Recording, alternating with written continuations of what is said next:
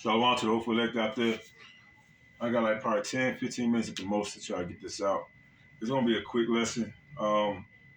Just a reflection on having a conversation with somebody the other day, talking about how Negroes are gonna get back together again, like through the music and all that shit. He tried to make it seem like, the revolutionary writers from years ago, the Malcolm X's, the Martin Luther Kings. He said, who's the voice for the so-called black community nowadays? He went into some shit about the music. That's how fucked up. That's how tore up our people is in the head. Before I continue, though, let's give all praise, glory, and honor to Yahweh, Ba'ashem Yahweh Shai, Ba'ashem Rachak Wadash, double honor to the elders and apostles, great millstone, and peace and salutations to the hopeful elect of Israel. I'm gonna get a precept and I'm gonna tell you what I told him. This is James chapter 4, verse 4. Ye adulterers and adulterers, know ye not that the friendship of the world is enmity with the Most High? All right? That means you're an enemy of the Most High. If you're a friend of this world, particularly all these people that's in the music industry, in the sports arenas, in the entertainment, arena. All these guys are friends of the world. And how do we actually say that they're friends of the world? Who controls the world? Esau, Edom. Who signs the paychecks of those that's into the entertainment, into the music, into the sports arenas, right? Who signs y'all checks? Who tell y'all are worth this amount and y'all are worth that amount? All right, we can always go back to Job 9:24. The earth is given to the hand of the wicked. All right, if not, where and who is he? He paint over the faces of the judges thereof. If not, who and where is he? And there's only one man in the earth that identifies. That identifies. No other time in the world's history, has there been a book written that tell you what's going to happen before it happens, and it actually happened. And you can see before your eyes if you have brother Nahaya Shalom. He doing a lesson. There's no other time like now. That the prophecies are popping off the pages even more. Again, James 4:4, ye adulterers and adulterers, know ye not that the friendship of the world is enmity with the Most High. You are enemy of the Most High. Whosoever therefore would be a friend of the world is an enemy of the Most High. Okay? So all y'all that, like I was saying, who control the world right now? The so-called white man. The higher ups, really. They're called Edomites, according to the scriptures. Right now, the Lord has given them the world. It's been in their control, which they've done a poor job of maintaining it. All right, but that means if you're a friend of this world, the people that control the world today was the same people that controlled the world during the time of Yahweh Shem Shai. And this is the story this is the best way I could explain it to him. I say, okay, imagine it's a world full of darkness. It's a world full of darkness, a world full of lies. And one person come into the world. And that person is shrouded in truth. That person is all about truth. So much that in this world of darkness, he's a light. He becomes a light. He's a light source, right? And he come into this world. And then there's other little light sources, right? That's out there, but they're not as bright as the 100% truth, And he comes into this world and he starts telling people the truth. He starts shedding away, breaking away the lies and the deceptions, the misunderstanding of the scriptures, of the holy word. He breaks it down. And what happens?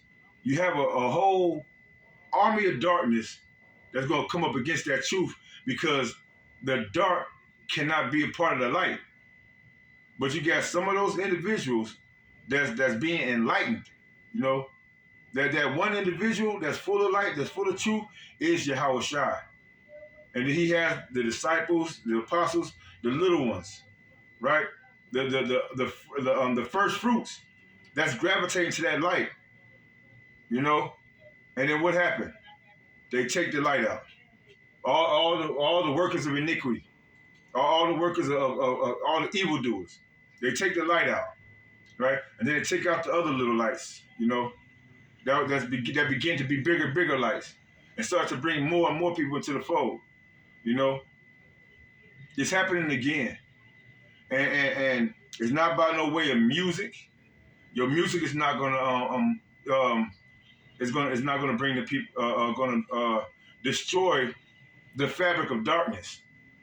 You know, the only thing that's going to destroy the fabric of darkness is the light.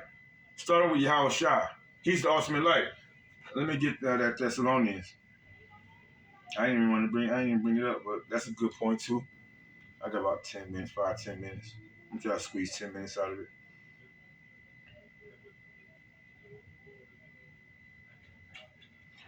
Because let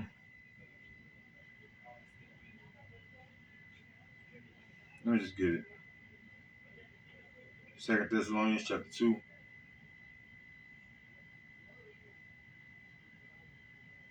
Man of lawlessness, right?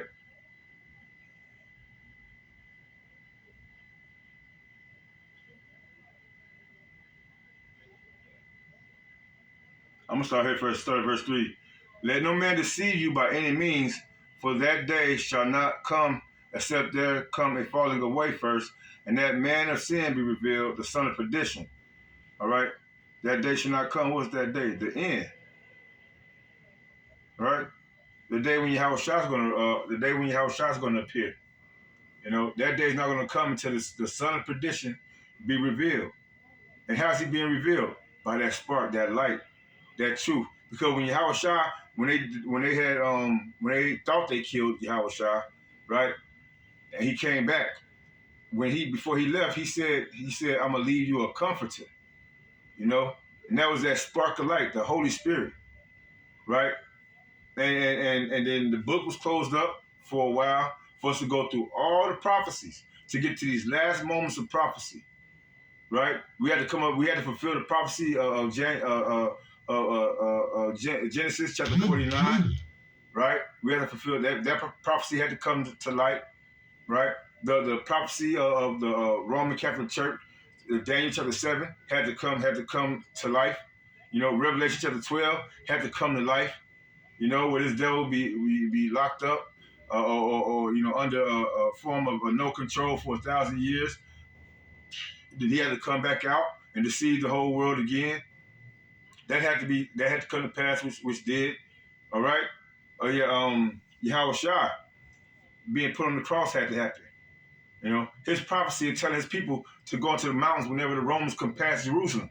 All these prophecies had to come to pass. The diaspora had to happen. Okay? Not only that, but in the last days and time, in a place where Ephraim and Judah would be oppressed together, the Ezekiel chapter 37 had to come to pass. Right? And now you got men. At no time in their life that they can ever write down. No time in life that I could ever picture. They never told us in school or in no time in life. In the period since Yahweh Shai was here, no time in life was there a time where there was a stick of Ephraim and Judah on the streets, bringing back Zephaniah, making true the statement of Zephaniah chapter 3, verse 8, or verse 9. Zephaniah 3 and 9. Okay? Now is that time. You know, Ezekiel 37 is happening now, where the stick of Ephraim and Judah are being brought together and letting our people know who they are. That time is now. It's never happened before in no history. And now the son of perdition is being revealed. Esau, Edom, the wicked, the higher ups. And you can see their wickedness. The water Yahweh Shai for them creating the internet.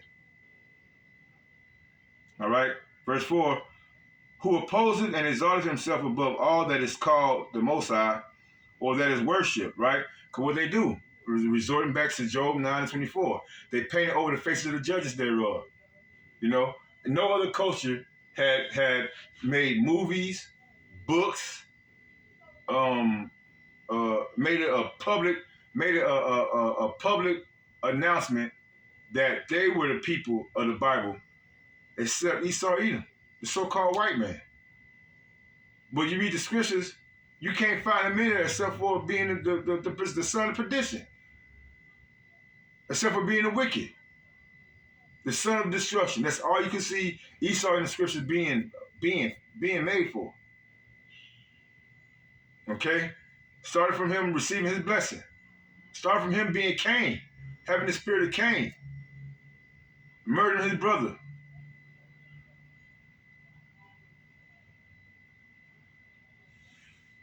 So that he asked God, sit up in the temple of the Most High, showing himself that he is the Most High. And sitting in the temple of the Most High is these bodies. He's going to try to get you to take that MOTB. He's going to try to get you to take that RFID, CHIP. And if you take it, you're not of the Most High. You're not of Yahweh Shem Yahushua. You're not. Period. You're unfaithful. You're unbelieving, and you don't trust the word of Yahweh Shem Yahushua. And you're going to be had in derision and trampled underfoot. I'll push like 3-4 more minutes. I'm going to jump down to verse 7. For the mystery of iniquity doeth already work. Only he who now letteth will let until he be taken out of the way. So it's all orchestrated by Yahweh Shem Yahushua. Now he being taken out of the way is Esau Edom, the son of perdition, the wicked. All right. So no musician, no actor, no ball player, no entertainer is going to get us out of this predicament that we're in. I don't care how good the music sounds and none of that shit. You know, you have to understand what's really going on. The people, because he was saying something about Christian rappers too. You know, these Christian rappers, they're coming out and they're, oh, wow, they're awesome, man. What I'm saying, like I told him, you mean to tell me there was this one being that came into the world full of light, and they had to take him out because he was telling the truth, because he was opening up the hearts and the minds of people, of Israelites, and getting them to return back to Yahweh Shem Yahushua, and they took him out. And you mean to tell me these so-called Christians and shit like that, that's up here singing rap songs, or even in these churches and stuff like that, that the same world, the same dark world that we were living in that back then, that still exists to this day, they're going to accept. And unless they tweak the words, unless they tweak the truth, unless they put a little darkness here and there, a little lie here and there, you know, it might seem like it's the overall truth, you know, so-called Christianity and these pastors and preachers are pushing. But in all, you know it's not 100% truth, because if it was, these people would be trying to take them out, just like they're trying to take out the true followers involved in this Hebrew Israelite awakening. They're trying to shut the word down. They keep on sending all these minions, all these fake ass wannabe Christians and everything to distort the purpose and the mission of those that's out here telling the 100% truth. All right. Why these so-called Christians ain't out there warning y'all about the times to come? If they were so concerned about y'all's souls, because they're the enemy. They're a part of the same dark world that Yahushua was fighting back then with his men, and that the Lord has ordained to this day those same men to come back in the end times and prophesy again against this wicked and adverse to this system that's adverse to the law, statutes, and commandments and the ways of Yahweh Shem Yahushua, to prophesy against it and to prophesy its downfall, so that the elect may be sealed and we can get up out of here.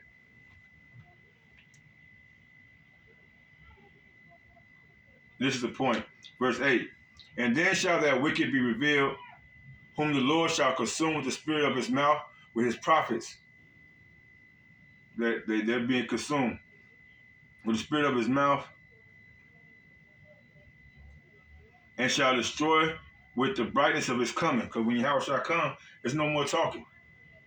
When they decide to take out the prophets in these last times coming up, and they start shutting down the system. They start trying to implement the MOTB, and they start making up these 15-minute cities and try to get their NWO to go and start feeling their bellies.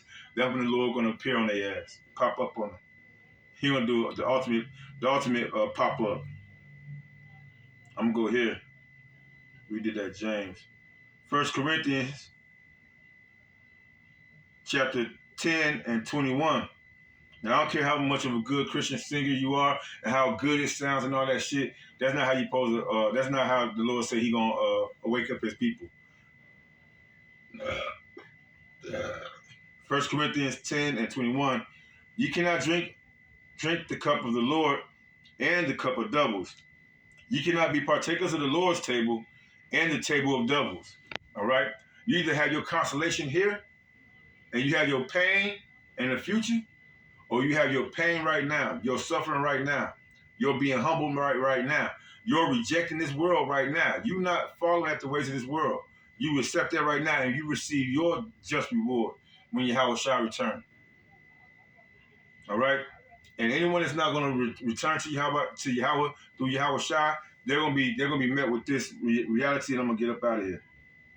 This is Luke chapter 19. It's a parable, but it's a statement that Yahweh Shai is going to bring. He say, "But those my enemies, which would not that I should reign over them, bring hither and slay them before me." Right? When Yahweh Shai return, right, with the brightness of his coming, all those 2/3 of Israel, the rest of you heathens over here in America, you're going to be utterly destroyed. Utterly destroyed, because you're a part of the darkness. You're a part of the workers of iniquity. It don't matter how small or how great it is. It don't matter. You're a part of it. And unless you repent, if you're an Israelite, unless you repent, you're going to be looked at as a part of the darkness. And that darkness is going to have to be wiped away by fire. All right? That's all I wanted to say, pretty much. Lord willing, this lesson is edifying to the elect. Endure, Yahweh Shai Batazah. Endure. Till next time, Kwan Yasharala. No, Salakia. Let's give our praise, glory, and honor again to Yahweh Bashem Yahweh Shai, Bashem Kakadash, and double honor to the elders and apostles, great millstone. Till next time, Kwan Yasharala. Wa Abba Babal.